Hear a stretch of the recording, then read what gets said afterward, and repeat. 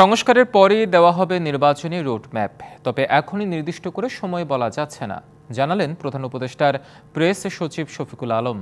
বিকেলে রাজধানীর foreign service একাডেমিতে রাজনৈতিক দলগুলোর সঙ্গে প্রধান উপদেষ্টার বৈঠক পরবর্তী সংবাদ সম্মেলনে এসব কথা বলেন তিনি।